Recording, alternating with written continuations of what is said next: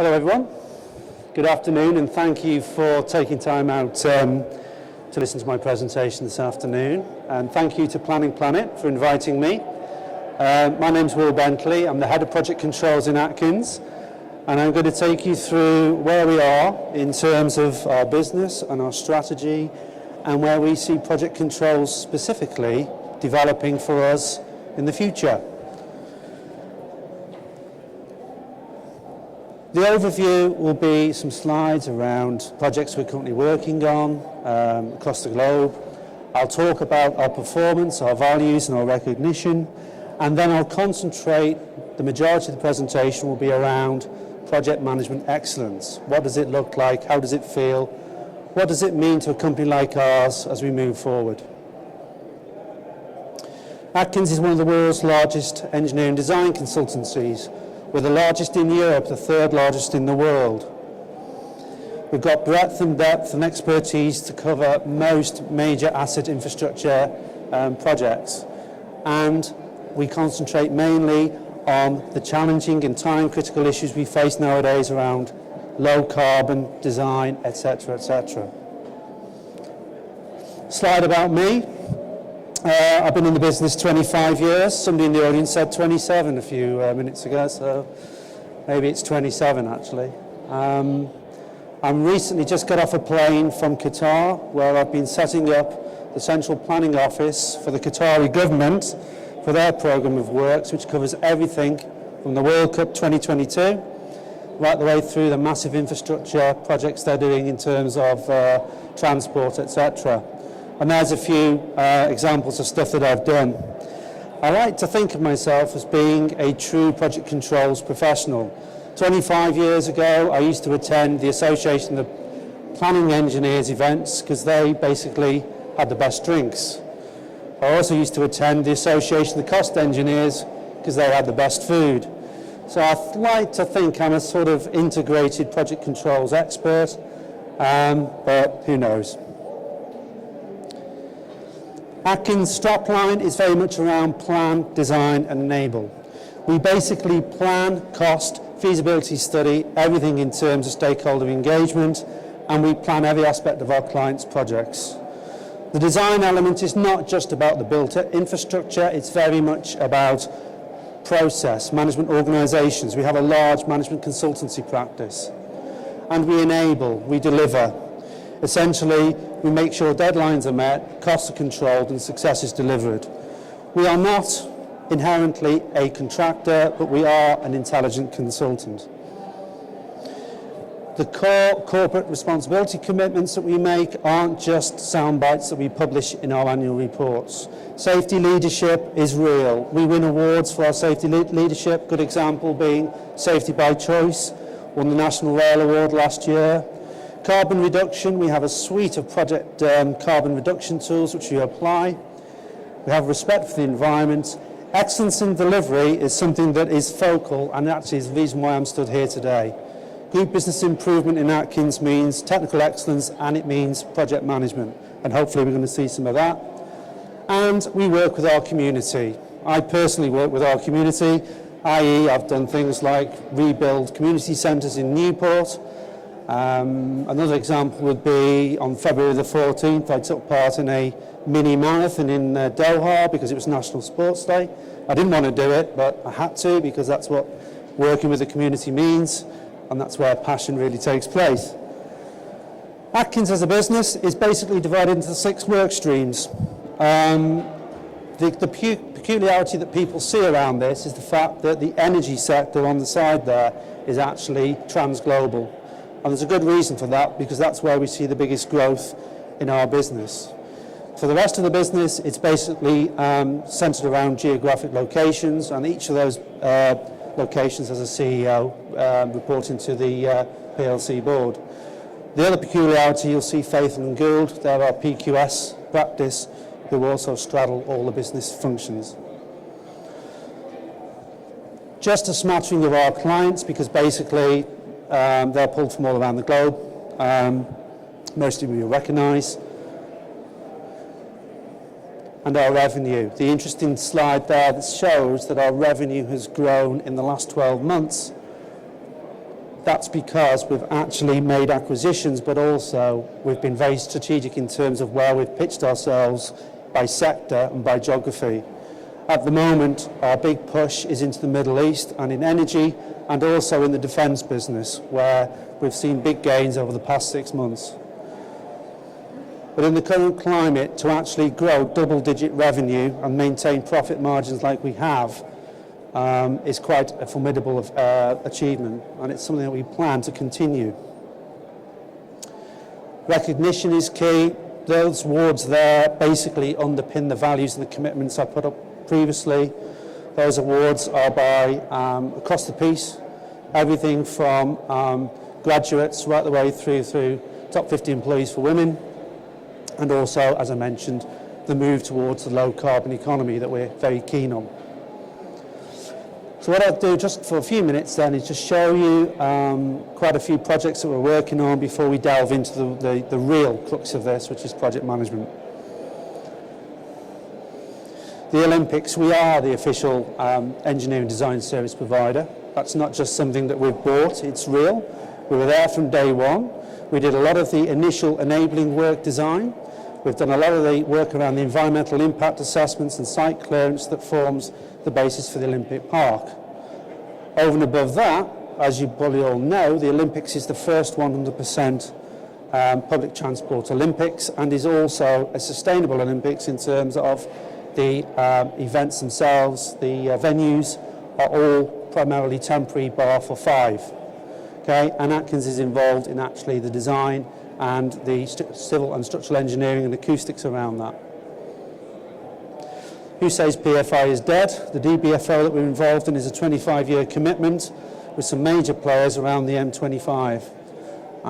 Not without its challenges, to say the least. West Coast Main Line, I was heavily involved in this one. Basically, at its height, we had about 400 people working on this one.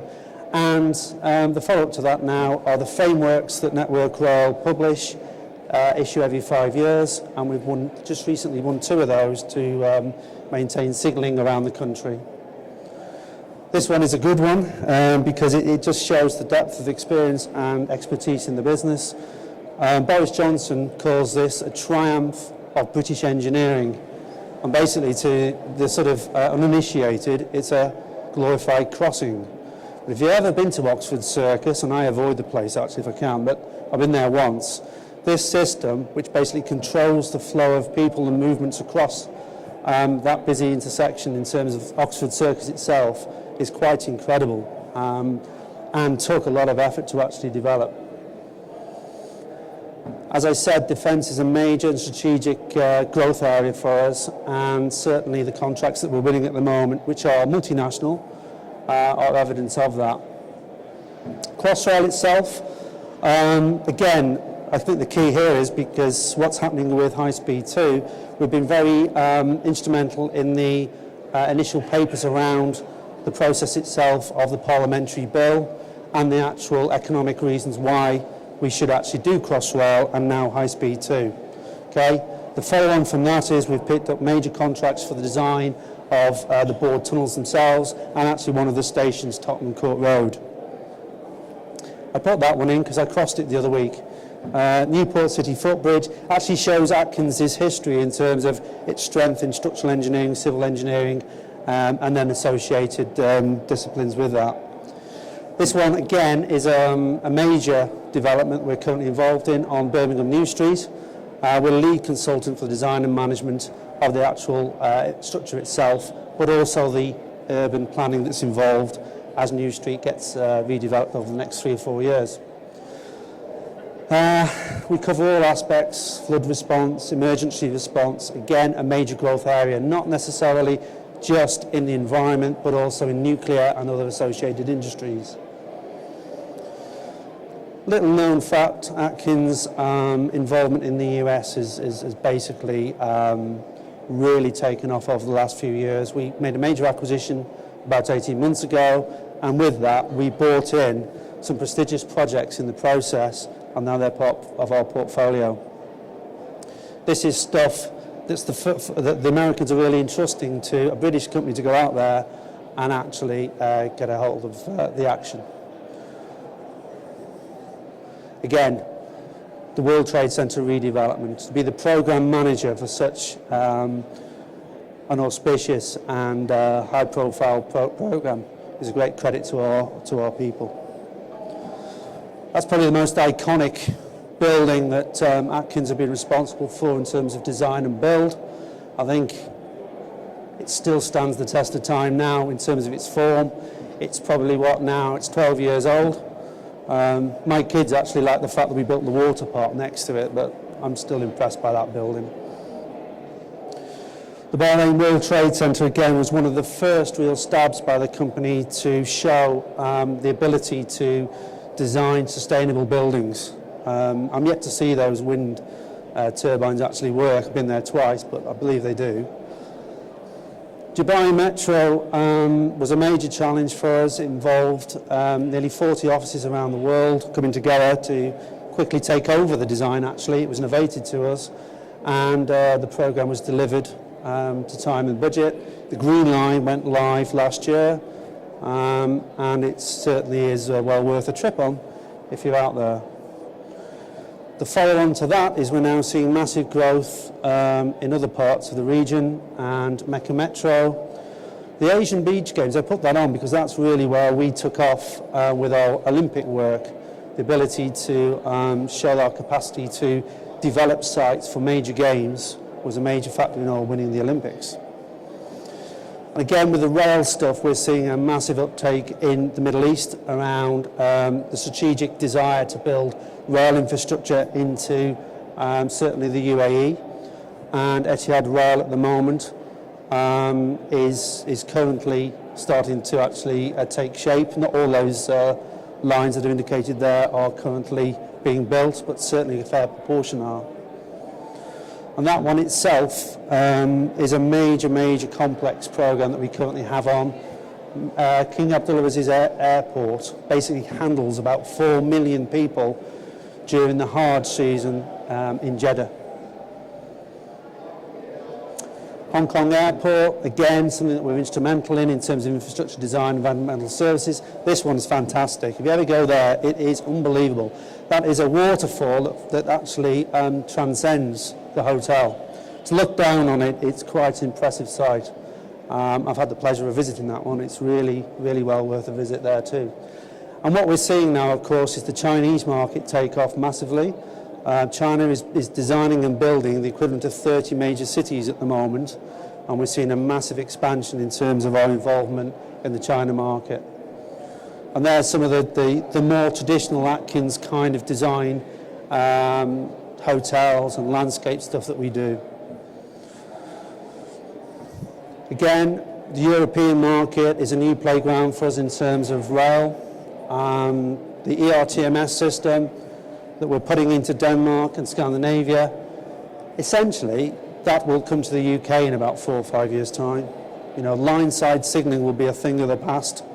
Electronic train control itself will take the precedent, and we're basically gearing up for that at the moment with our work in Europe. Energy, not normally a sector that we've been strong in, but one that we're growing, and probably is the biggest growth sector, as I mentioned when I showed you the slide. In terms of our structure, we see the energy market being the next big thing for us. ITER, that's a fantastic project. That is the world's first nuclear fusion plant, okay? That's currently experimental, and we've done all the design of the buildings and the civil architecture around it. Again, that leads to other work, and we're currently, in fact, the slide doesn't show it, but actually we've just picked up the program management for the UK's response to the Japanese earthquake last year. There are 8 nuclear reactors around the UK, and our job is to plan the remediation and evacuation processes for them. And of course, sustainable technology also transcends in energy into wind farms and the technology required to put the best in place as we move forward. So the strap line, plan, design and enable. And as you can see, that's just the flavour of the projects and programmes. And how do you actually manage all that in a consistent way, right across the piece, from wind farms to projects in America, the Middle East, some of massive magnitude, some are really small.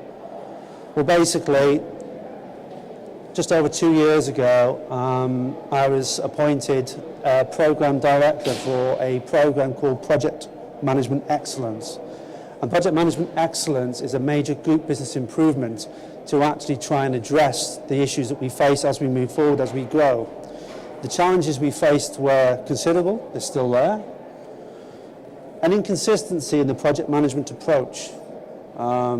Certainly with mergers and acquisitions, you're buying in new sort of people with common ways of doing things, not really understood against the backset of how we work as a business. And then there are the industry specifics as well. Each business does it slightly different. Most major companies face this issue, the fact there's no major standard PM tools and methods. Okay? And actually, one of the first things I found out was we had about 300 variant project management systems and processes in play, and they were not easy to transfer across the business. And also that transcends into the fact there's a lack of depth in terms of PM capability. It's not visible, okay? A lot of our people are engineers, they're not project managers. Some people fall into project management by the fact that's a career route, and we don't support them. Our clients certainly believe, a lot of our clients believe that we had to work to their ways of working, not necessarily our own. And certainly, I think there's a good example I put up before of the King Abdulaziz Airport. They wanted 30 or 40 PMI accredited project managers. We had to search long and hard to find those people, even though we know we've got the capability in our business that means that they would meet that criteria. They don't have the accreditation. And certainly that, again, means that there's no career path for people. Basically, you're only as good as your last project, or the client likes you. They're issues that especially younger project professionals face. If you want to move across from project controls into project management, how do you do that? There's no career path. And the PM training and resources didn't really match the way the business was set up. So the learning and develop was not apportioned to meet the needs of the structured career progression, okay? You basically choose the courses you want to go on without really setting them against a sort of structured approach to how you want to develop your career. So they're the kind of challenges we faced. And what have we done? Well, project management excellence, I'm just going to concentrate on two aspects this afternoon. One is the system side of things, and one is the people, okay? But actually, it's about providing the tools and the processes and basically supporting them with a framework for everybody across the group. It doesn't matter if you're in the Middle East, in Oman, or you're in the UK, you should be able to use the same common process and understand where you are in terms of your development. So the first thing we looked at was the system side, okay? A more consistent and professional approach across our organisation. The second one is to establish this project management competency work stream for all our controls people, our project managers and our project directors. To sort of simplify that, essentially we all know that without good process and good people and good systems, you can't really move forward. You can't do one without the other. You can't put best in play project control systems in place if your people are not skilled up to use them. Neither is the process there to meet it. So we were very, very keen to make sure that we actually linked those three elements together and we developed them simultaneously. Okay? I'm going to concentrate firstly on the system side, not too much, but just show you a sort of flavour of what we've done, and then concentrate more on the people and the process. Essentially, any project that we do, wherever it is in the world, should conform to the basic business protocols that we set as our business management standard. Okay? It's about understanding and confirming the scope. It's the obvious stuff. It's about estimating, planning and scheduling the work. Okay? Setting the baseline. Again, how many projects in Atkins have a baseline? Probably less than 70% 2 years ago. It's about measuring, therefore, once you've done that, things in a constant manner. Progress is measured by earned value. We all know that. If you haven't got a baseline, you can't do it. Adopting a standard approach for risks, issues and project change, again across the piece. Okay? Very, very fundamental. And it also, at this point, I would say that obviously with the growth curve that we're on, the ability to move people quickly across our borders and our business is absolutely key as well. In other words, we need people who can rack up, say, as I'm experiencing at the moment, I need 30 planners in Doha. I need people who will hit the ground, have the right system, understand the systems, and actually deliver almost straight away. Unless we have a common way of doing things, and it's not just about understanding your primaveras, etc., it's understanding what we do and how we work as a business. And they're standard stuff that you would expect, and that's the kind of thing we wanted to build into our system. We've developed a system that uses best in practice after a considerable time looking at what's out there. Lots of people on these different stands we've had a good look at and talked to. The current development phase of this is a system called Enterprise Advantage. That's almost a suite of tools. It's not necessarily one tool, it's a suite of tools, okay? It does center around Microsoft Project, Server, and also Primavera P6, okay? But we've developed it in association with our technology partners, okay? So it's web-based and actually is scaled to fit the size of project or program we're working on. So essentially using that tool developed over a period of 18 months and then rolled out into our business, we have what we believe is PPM, true PPM. So we have portfolio programs and projects structured in such a way that we can actually look at our businesses in the shape of our organisation. We've got the heat maps and the dashboards you'd expect now for KPIs, costs, risks, issues, etc. It fits our stage gate process that we have as a company, so we can look at projects in terms of their development, what phase they're in. And any true portfolio management system should look at benefits management and prioritisation, which allows us as a business to strategically target those projects we want to go after as part of our development. Okay? The other key facet here is that it has to interface with our ERP systems.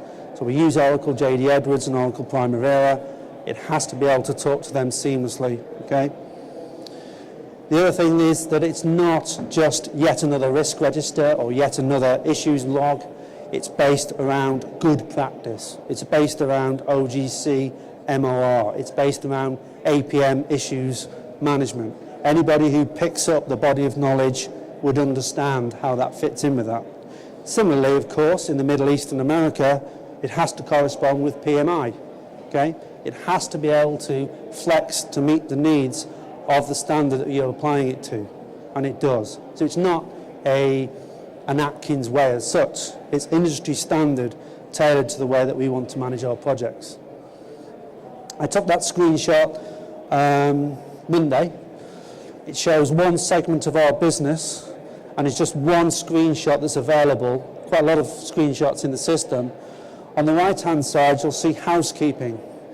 What that means is I can hover over any of those boxes and click, and I will get the cost, cash, milestones, risks, issues, changes, KPIs, executive summary for that project. So at my disposal either on my sort of iPhone or my laptop, I should be at least 3 clicks away from any project in Atkins. Okay? The fact that some boxes are ticked green means that the project manager has actually completed their task. They have until the 23rd of March to do their housekeeping. So some of the guys there are ahead of the game. There's one guy at the end there, the project director, the PD review. That is the final sanction from the project director in terms of agreeing that project. Once that's been done, the information on the left, or the at-risk section, I can then substantiate and go and look at because the PM and the PD have signed that off. So again, I can quickly look at the state of any project or program within the sort of auspices of the program I'm looking at. There it's rail, okay? An interesting feature we added recently was the integrity triangle. That means that I know if it's green, that the baseline plus approved change equals my expected cash in and revenue on the project, and everything's in kilter basically. We know where we are, and the estimate to complete therefore equals the same as the cash in. So it really does work and is quite simplistic. Okay? Now, some of the project information that gets driven into this system will come from Primavera. So if you've got a 20,000 activity program, it will feed in the milestone information and other key data from Primavera. If it's a very simple project, a 5K one-man job for a week or so, they will just basically fill in the screenshots at the screens that are available here. The idea is that as a business, we know where we are in terms of all our projects at any one time. And then above that, there's a whole suite of program and portfolio reports that essentially look at the overall picture in terms of risk for the business, change, the value of change for a particular business sector, and so forth. So it's quite straightforward. It's using Microsoft, it's using Primavera in a very sort of structured way. In terms of our program, we've rolled that system out. I wouldn't look too much at the detail there, but if you look at the yellow box, we've basically rolled that out to 2,500 people have been trained in the use of that system across the Atkins globe. That's about 18,000 people in total. Okay? 3,000 live projects are being monitored using that system. And now the focus is turning very much to the competency around that, because we do see a massive competency differentiation between our businesses in terms of people's understanding and their knowledge around how to use systems like this in the project management community. So in the last year or so, we've developed what is known as the Atkins Project Management Competency Framework, the PMCF. And essentially, again, it's based on best practice, both internal and external. We'll look at that in a minute. But it's around initially finding out where people are in terms of their own belief around assessment. We look at that, we moderate it, and we develop and target training accordingly to fit that. It takes about 2 or 3 hours to complete, and at the end of it, you know where you are both internally and externally in terms of seeking accreditation with either the APM or the PMI, etc. Okay? Those of you who know the APM well will probably know there are 47 competency elements. We've actually boiled that down into 23 for the purposes of our competency assessment, and we've added the specifics that we need as a business. So what you've just seen as Enterprise Advantage is one of the specifics that people have to be able to demonstrate use of. Okay? If you're new to Atkins, you'll get a provisional license that says you've got 6 months to go away and make sure you understand our systems, and then you'll get the full license that comes from that. Again, the levels that we are applying fit with common standards. So we've got 5 levels of competency for our project management and project controls people. Just really sort of illustrates what I've just said about the 47 becoming 23. And I think that what we've done there is we've got a direct mapping with that, so we can actually expand that. The APM are about to release their 6th edition. If there are any changes to the competency, we can map that in. Interesting to note, it also matches the PMI process as well, which is, as you probably know, is actually more sort of from start to finish of a project through initiation and delivery. We can actually correlate that to this as well. In Atkins, we apply a service delivery process that basically means that from a complexity and a risk process, we have a 3 low, medium, high risk level, and then that's translated into monetary value across the piece. Okay? There was nothing before we started this that meant that you could be a junior project manager managing a £10 million and above project. There probably was, in terms of the business would not allow you to do that. Simple reason, you hadn't got the experience, but that was the only criteria. It is now linked to our PMCF. So you cannot manage a major project unless you are coming out at the high level competency that we've assessed you to be able to achieve, both through evidence and the actual questionnaire itself. That also gives people a feel for where they are in their career. Okay, you have a mid-PM career level when you get to PM level 3.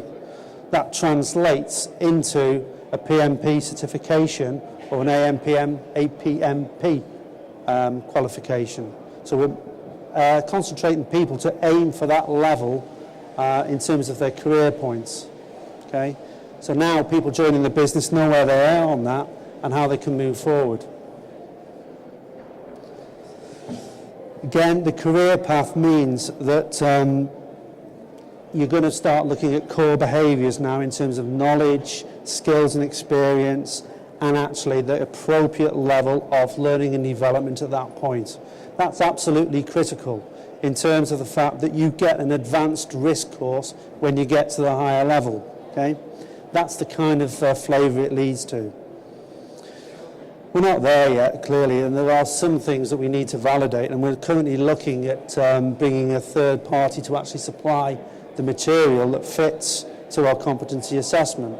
That means we can move with the punches more and concentrate on what we need to do in terms of directing our resources around our business. This slide is pinched from the APM directly. It's not my slide, it's theirs. Okay? I'm sure they'll let me do that. I'm showing it because basically it just proves that what the APM is saying, the international project management standards and the project professional levels equate to what we're actually applying. What the APM is saying is that 95% of people are currently in level D and unclassified, and they want to raise the standard. And they only raise the standard if they do the same things that we've done in terms of giving people structured careers, career guidance and material to develop. So again, working closely with the APM, there are 5 dimensions of professionalism. They are looking shortly to roll out the registered project professional criteria, and many people will be asked to apply for that, and we are backing that completely. One of the reasons I'm here is thanks to the Guild of Project Controls themselves. Working with these guys, we want to try and put in place something that's not just reliant upon the APM. Okay? At the end of the day, the APM is great, the PMI are great, but actually there's a whole raft of people, project controls people, who also need to be able to develop and feel they're comfortable within the auspices of a guild or some kind of accredited body. And we fully support the Guild of Project Controls in trying to set out the standards and provide the material for people to develop their careers as part of a project controls professional. Because certainly in my 25 years, okay, I could have chosen several directions. Yes, I belong to the APM. Yes, I also belong to the PMI. But as a project controls professional, that was very much geared towards project management. The fact that we're now moving towards project controls and the recognition of it as a profession in its own right, and the ability to move within that, again, exactly the same structure, okay? It follows the same flavour of experience and an understanding of what's expected of you at each of those levels. So it's exactly no different to what I showed you from the APM and our own project management competency framework. Setting out on a journey 2 years ago for project management excellence, building a system, starting to look at our own competencies, finding the gaps, starting to actually plug those gaps, building processes in there that people can actually develop a career is not an easy thing to do at all, especially when you've got a day job. And as a major business implementation, it's clear you need buy-in from all stakeholders. I wouldn't have even bothered to start doing that unless I'd got the buy-in from our board, from major players in the business, project directors, managers, and all the affected parties themselves. Okay, so a lot of canvassing, a lot of understanding, a lot of presentations around why we're doing this have taken place, and I still got the commitment in terms of the PLC board themselves to continue this. I've had to set up a dedicated PMO, full-time representation, not just part-time involvement. It just doesn't work. I've had to put in the structure around governance to support that, so a programme board, a clear vision. I've got a meeting next week with the MDs to go through where I am against my benefit profiles for this work. Okay, that means I may well alter the vision itself and therefore the blueprint to achieve what we're trying to do. Because one of the things I'll be interjecting will be the guild and how we're going to work with the guild. So it's all kind of, you know, it's a program. Things change on programs. Business change managers from each of the businesses. The organisation chart you saw from the regions right the way through.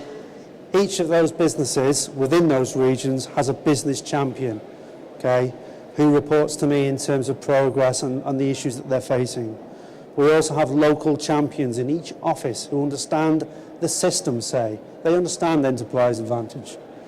They can give advice to other people who are sort of picking it up new and afresh. Clear communications and effective engagement. We've certainly done that via communication, via SharePoint, via desktops.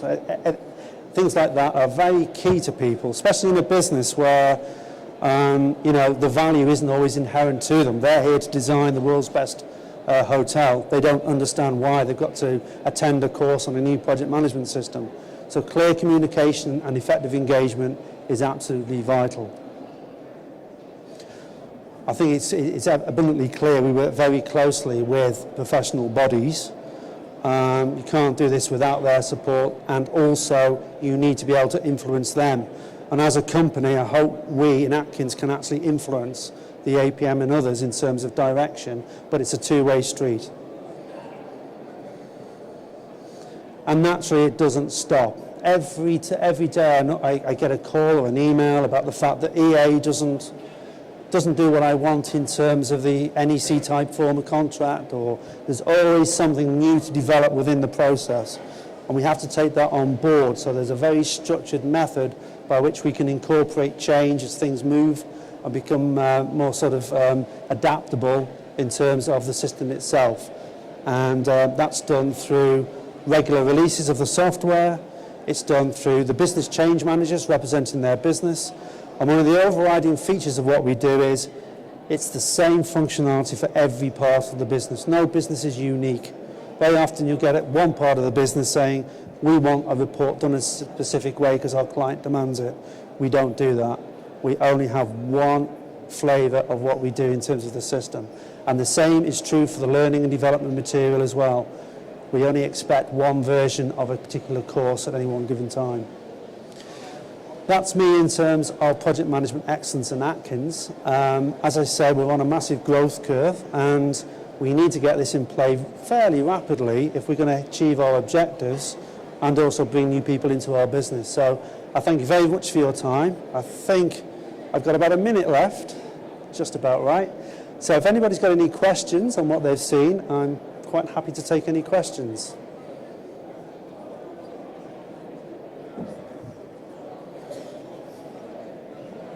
Hi, thanks very much.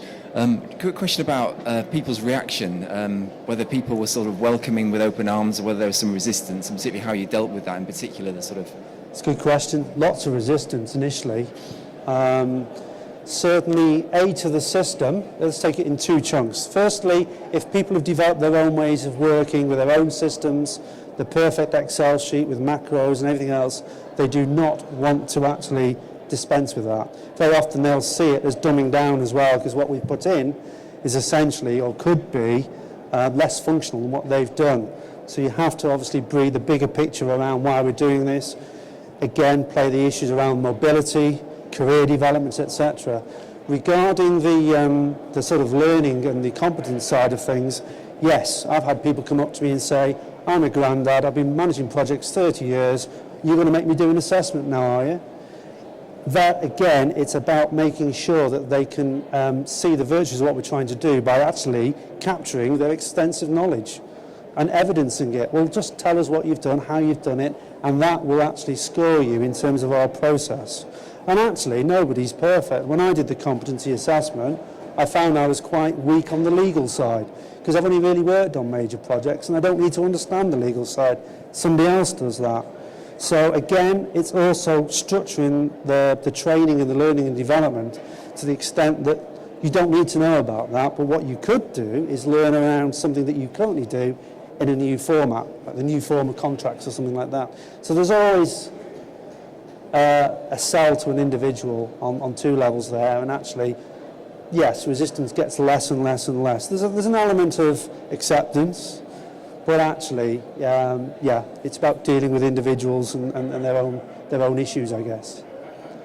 Any other questions, please? Good. Well, thank you very much for your time, guys. Hopefully that's not put you to sleep, and enjoy the rest of Project Challenge. Thank you very much. Thank you.